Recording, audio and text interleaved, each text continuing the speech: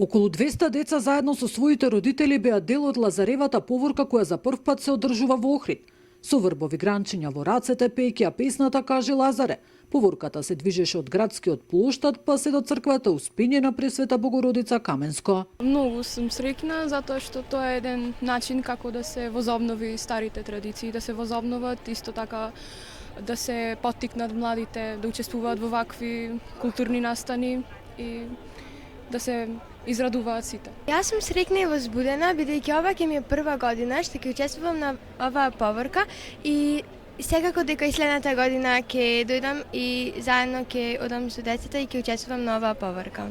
Ова е стара носија што ми ја даде баба ми и е традиционална македонска носија. Песната се вика Кажи Лазар. Јас денеска сум многу среќен и радосен што учествувам и би сакал да учествувам и другата година.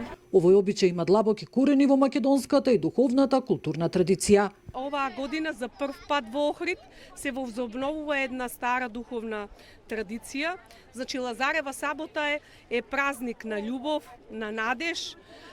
Тоа е денот кога се потсетуваме на Лазаревото воскресение. Овој празник се одбележувал со Лазареви поворки. Така да оваа година за прв пат во Охрид одлучивме и ние да се зарадува Охрид со една ваква убава поворка.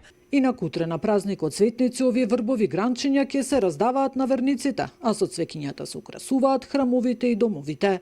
Нина Аритоновска, Сител телевизија.